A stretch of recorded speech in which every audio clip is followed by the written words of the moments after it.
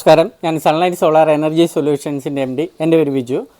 ഞാൻ ഇന്ന് നിങ്ങൾക്ക് കൃത്യമായിട്ട് തരുന്നതെന്ന് പറഞ്ഞാൽ സോളാർ ഇനിയും വെക്കേണ്ടവർക്കും വെച്ചവർക്കും പറ്റിയ മിസ്റ്റേക്കുകൾ ഇനി ആവർത്തിക്കാതിരിക്കാൻ വേണ്ടി ഒരു 25 മിസ്റ്റേക്കുകൾ നിങ്ങൾ ചെയ്തുകൊണ്ടിരിക്കുന്നുണ്ട്. അത് എങ്ങനെ നമുക്ക് ഓവർകം ചെയ്യാൻ പറ്റും? ഫസ്റ്റ് മിസ്റ്റേക്ക് എന്ന് പറഞ്ഞു കഴിഞ്ഞാൽ, ഒരു സൈറ്റ് സർവേ നടത്തുമ്പോൾ അത് റൂഫിൻ്റെ പുറത്താകാം, ഓടിൻ്റെ പുറത്താകാം, ഇല്ലേ സ്ട്രൈറ്റ് ആയിട്ടുള്ള സ്ഥലത്താകാം. എവിടെയാണോ അവിടെ നമുക്ക് ഷാഡോ ഇല്ലെന്നുള്ള ഉറപ്പാക്കിയിട്ട് വേണ്ട മാത്രം. ഇല്ലെന്നുണ്ടെങ്കിൽ നമുക്ക് ഒരു 40% നമുക്ക് എഫിഷ്യൻസി നഷ്ടപ്പെടാം. അത് നഷ്ടപ്പെടുന്നത് 30 വർഷത്തേക്കിനാണ്. 30 വർഷത്തേക്കുള്ള വാറണ്ടിയുള്ള പാലിനാണ് നമ്മൾ ഇൻസ്റ്റാൾ ചെയ്യുന്നത്.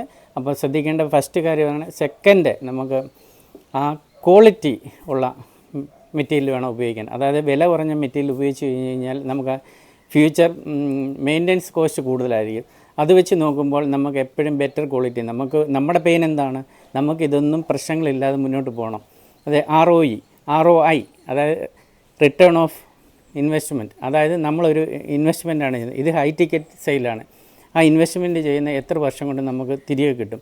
ഒരു 6000 രൂപ വരെ കറണ്ട് ചാർജ് വരുന്ന ഒരു വീട്ടിലെ ദ്വൈമാസം വരുന്ന ഒരു വീട്ടിലേക്ക് നമുക്ക് കൃത്യമായിട്ട് നമുക്ക് അതിൻ്റെ ഒരു സൊല്യൂഷൻ എന്ന് പറഞ്ഞാൽ ഒരു 3 കിലോവാട്ട് പ്ലാന്റാണ്.